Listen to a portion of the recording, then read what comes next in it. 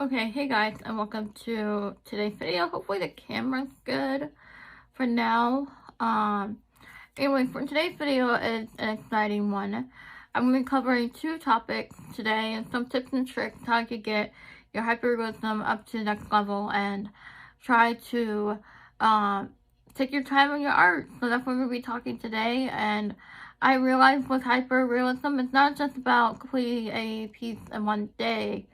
But it's about taking your time on it and taking, be patient with it. It's something, like rushing and trying to complete it. But if you're doing commission, I can see why you're trying to get the deadline in for your commissioner, but, for your client. But I don't do commissions by any means or,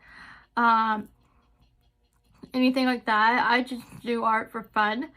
So with that being said, if you're not doing commissions, or I'd say take your time with your art and to practice it and get to know your art and get to know your style, get to know your whatever you want to do. But taking your time, and the reason I say taking your time, I've been doing pieces for a while now that I've been taking breaks from, and it's okay to go back to it a little bit later. Like this one, I started beginning of the month, and I'm still working on him. He's Dobby from Harry Potter, and I could easily go back and erase some shading and then lighten up my values, and that is to the next point of the video. So here in Dobby, I'm a little bit done with him, I'm going to be honest, but I can always come back and lighten the values when I need an eraser, and I will show you how to do that. I started this on May 6th, and been working on it, kind of like off and on, not really taking it seriously, but I just sat down and learned hyperrealism a little bit, by Skillshare class, and I went back to this and put what I learned from there to here. So yeah. So anyways, I keep saying so. Sorry guys. Right here I started this last night and it's coming along really well. It's a smaller piece, and usually these size pieces can take over a day or two, depending how long I want to spend on him or her, whatever I'm drawing. But I'm working on the hair here, and I am drawing Professor Snape from Harry Potter, and, does he look like him? I don't know. Am I trying? Yes, but not seriously trying to make it look like him. I think once the hair is darker, I'm gonna be layering it with pen, and, I put highlights, and, yeah, so here's, Professor Snape so far. Am I going for great likeness? Probably not. I'm just drawing for fun. And that's another thing too. If you're taking your time in art, you can have fun with it and everything like that. And, just to get better with your process and to learn your process. Before, if you were to have asked me, okay, do pencil work, how do I do that? But doing pencil work and everything like that is time consuming. So take your time. I'm going to give you some tips in a voiceover, don't worry. But tip number one is to be patient. I know that's a serious factor in art, and to be patient with yourself, and how you do that, you can set your timer for like 20 minutes or something.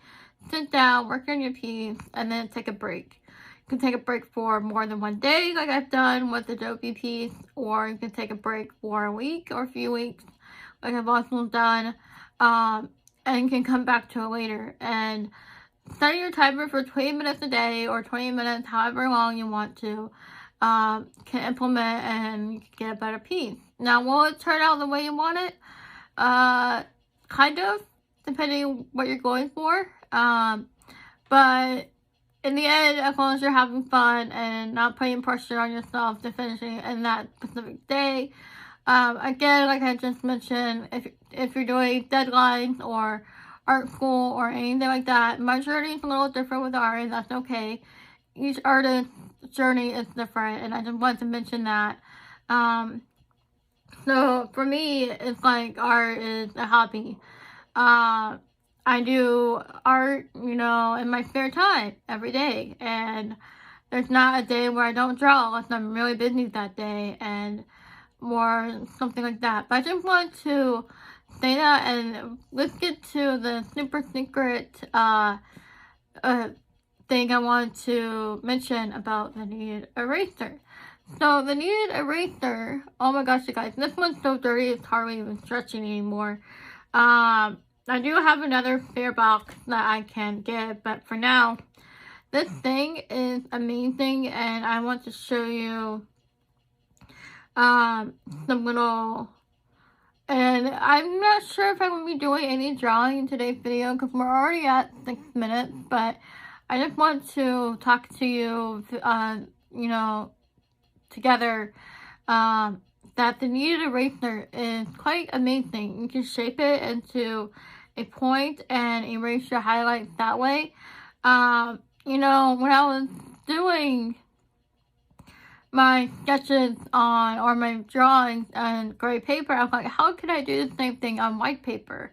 Ding ding ding, need eraser. So I'm going to show you, demonstrate for you guys. You can knock back your values, and you're going to take your kneaded eraser, kind of erase the area you want to erase or highlight. You can always go back with your 2B pencil or HB pencil, whichever level you're at, and you could go over it, you could blend it, you could do whatever you want to the area.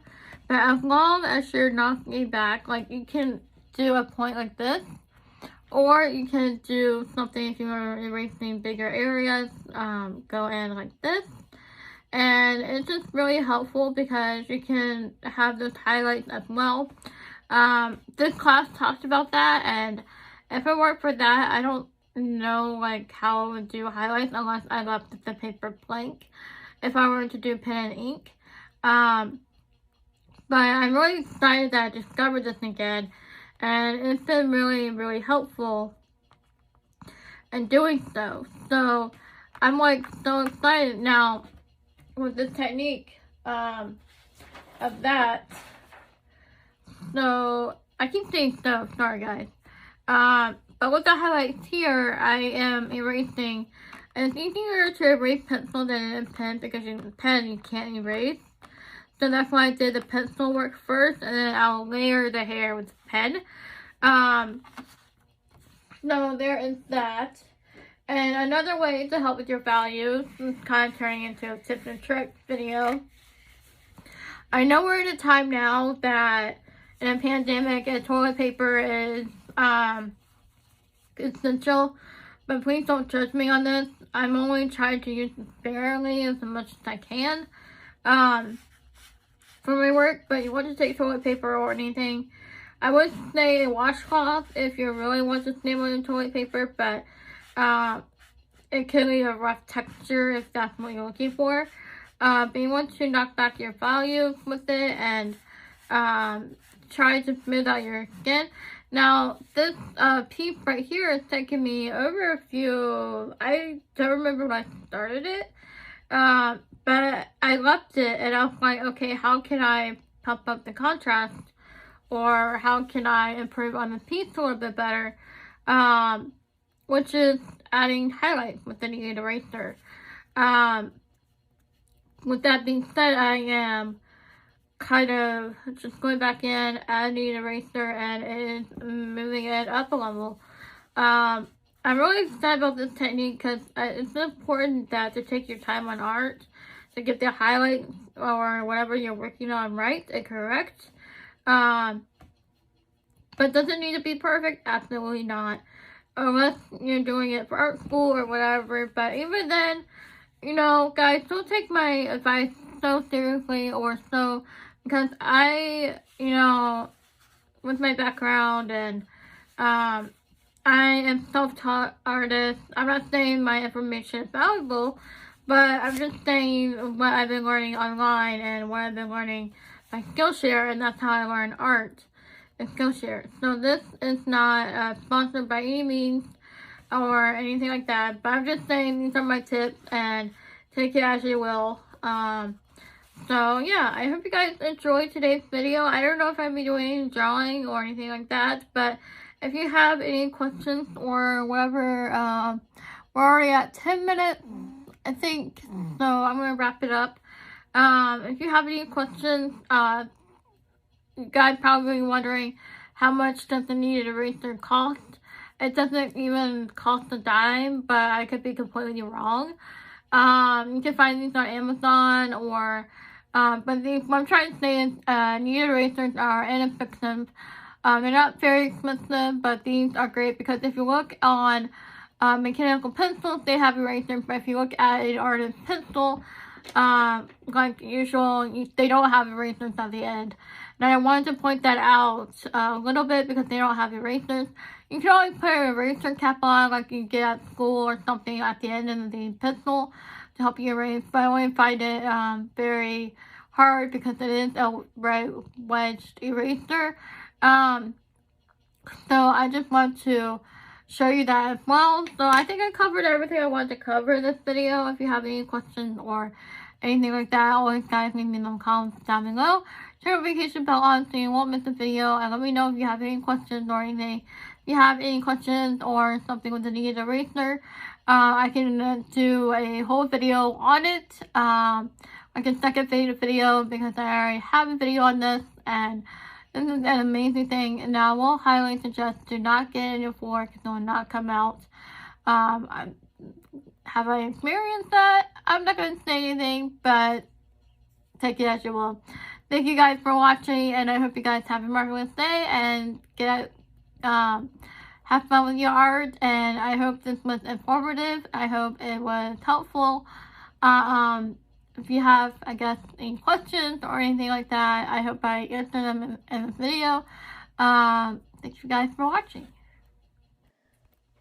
Okay, hey guys, and welcome to today's video. So, I'm really excited for today's video for a couple of reasons. I wanted to talk about how to take your time on art and how to get, not necessarily better, but some tips and tricks of how you can take your time on art and how to practice and improve on how much time you spend on your art. Now, granted, it's important to spend as much time as possible.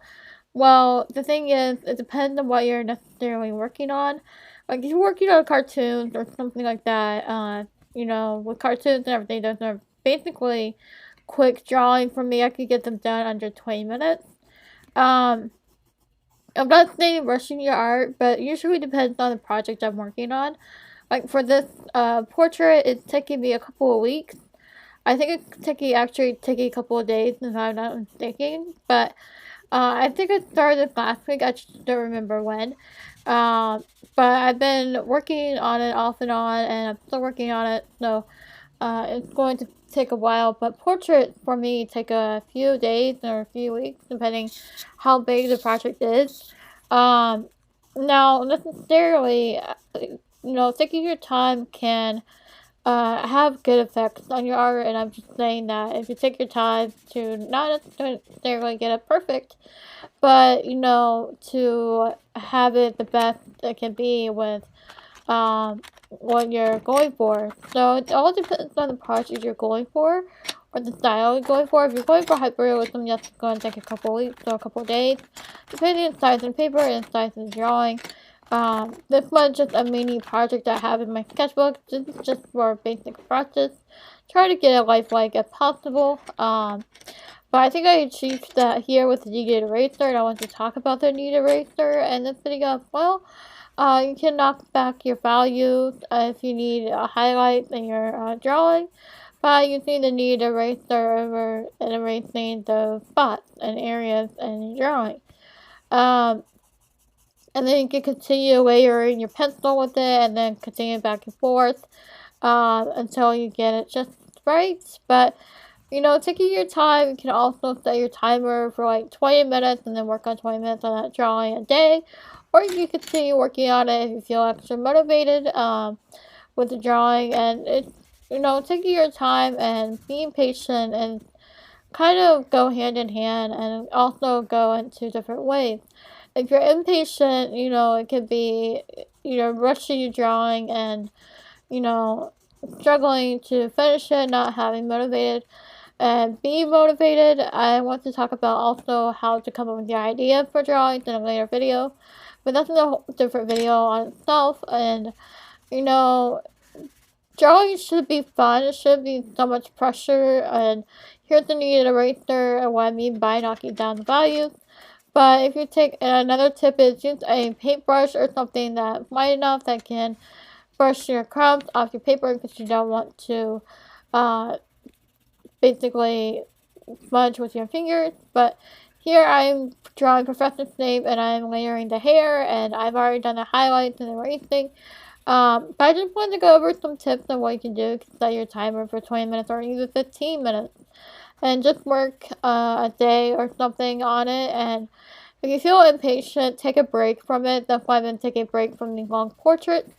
But this is what I call a long drawing and time-consuming drawing. And I'm saying that, you know, if, like I was mentioning in the beginning of the video, if you do commissions or something like that, that's a whole different ballgame because you want to please your client.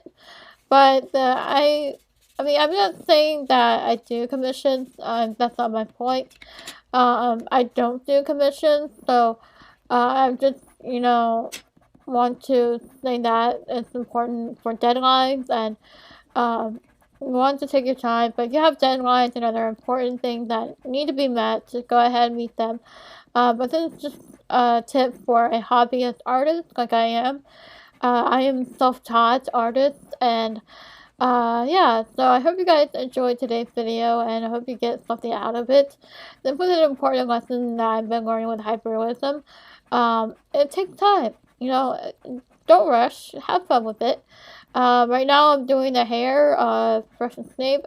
Even if it doesn't look like Professor Snape, I still have fun with it. I'm still a challenge to get likeness sometimes. So bear with me. I'm just gonna call him Professor Snape just because maybe once the hair is done, it will look like him a little bit more. But for now, the likeness is kind of not there. But I tried anyway. So the point is being is to try and get better at your art and just to take your time to learn art and take your time and practically not be so hard on yourself. I know I'm saying that to myself right now, and I just hope that you'll take something out of this video as I've been learning this week. If you have any questions, I'm still doing mermaids, still kind of being iffy on it though. So yeah, thank you guys for watching, and I hope you guys have a great day.